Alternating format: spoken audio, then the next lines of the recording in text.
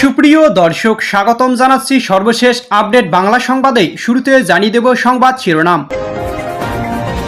শুরুতে জানিয়ে দেব বাংলাদেশ জুড়ে একে একে খুলেছে আওয়ামী লীগের কার্যালয়। ত্রয়োদশ জাতীয় সংসদ নির্বাচনের পর পরিবর্তিত রাজনৈতিক প্রেক্ষাপট ঘুরে দাঁড়াচ্ছে আওয়ামী লীগ এর নেতাকর্মীরা।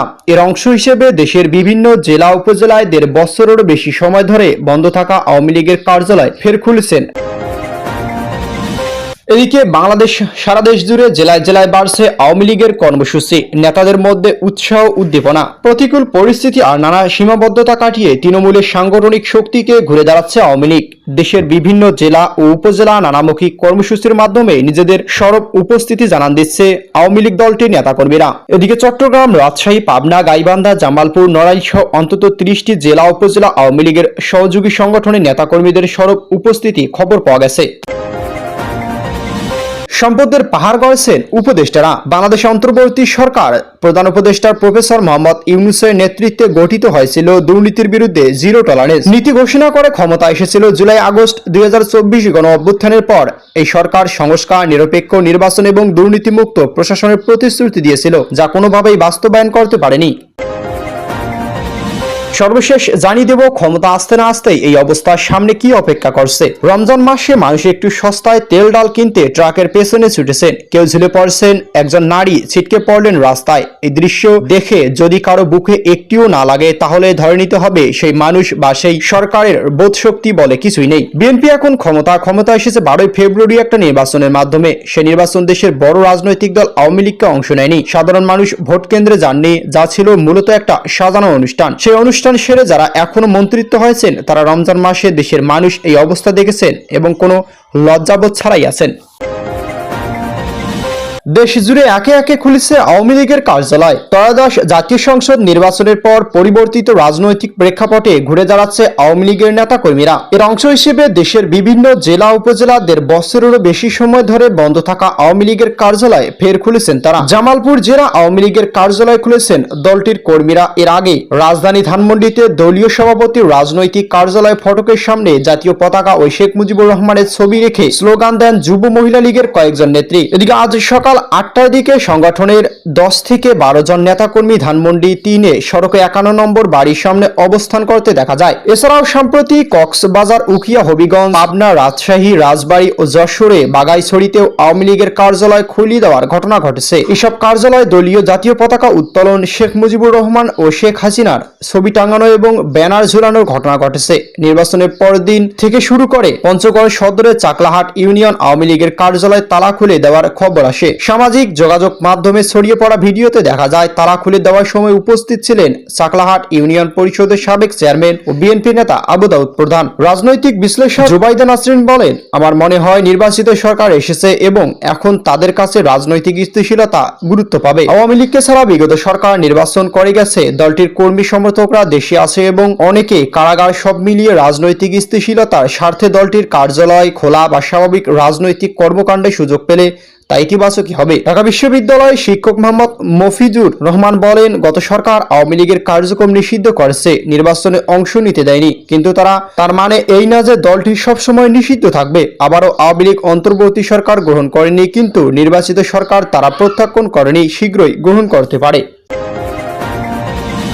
জেলায় জেলায় বাড়ছে আওয়ামী লীগের কর্মসূচি। নেতাদের মধ্যে বাড়ছে উৎসাহ উদ্দীপনা। প্রতিকূল পরিস্থিতি আর নানা সমীকরণ সীমাবদ্ধতা কাটিয়ে তৃণমূলের সাংগঠনিক শক্তিকে ঘুরে দাঁড়াচ্ছে আওয়ামী লীগ। দেশের বিভিন্ন জেলায় উপজেলায় নানামুখী কর্মসূচির মাধ্যমে নিজেদের সরব উপস্থিতি জানান দিচ্ছে দলটির নেতা কর্মীরা। গত কয়েকদিনে চট্টগ্রাম, রাজশাহী, পাবনা, গাইবান্ধা, জামালপুর, নড়াইল সহ অন্তত 30টির জেলা উপজেলা আওয়ামী লীগ এর অঙ্গ সহযোগী সংগঠনের নেতাকর্মীদের সরব উপস্থিতি খবর পাওয়া গেছে। সম্প্রতি দিনগুলোতে আওয়ামী লীগের অঙ্গ সংগঠনের নেতাকর্মীরা ঝটিকা মিছিল, দলীয় জাতীয় পতাকা উত্তোলন সহ শহীদ মিনারে শ্রদ্ধা নিবেদনের মাধ্যমে মাঠ পর্যায়ে নিজেদের শক্ত অবস্থান তুলে ধরেছেন।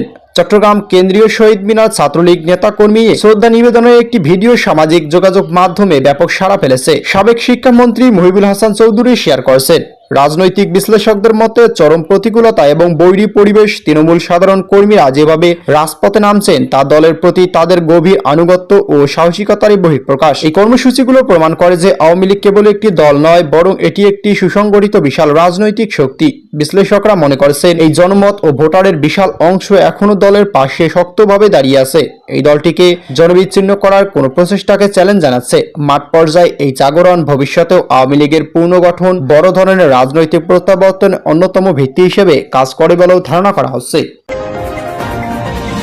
সম্পদের পাহাড় গড়েছেন উপদেষ্টারা। বাংলাদেশে অন্তর্বর্তীকালীন সরকার আগস্ট 2024 থেকে ফেব্রুয়ারি 2026 যা প্রধান উপদেষ্টা প্রফেসর মোহাম্মদ ইউনূসের নেতৃত্বে গঠিত হয়েছিল, দুর্নীতির বিরুদ্ধে জিরো টলারেন্স নীতি ঘোষণা করে ক্ষমতা এসেছিল জুলাই আগস্ট 2024 গণঅভ্যুত্থানের পর। এই সরকার সংস্কার, নিরপেক্ষ নির্বাচন এবং দুর্নীতিমুক্ত প্রশাসনের প্রতিশ্রুতি দিয়েছিল।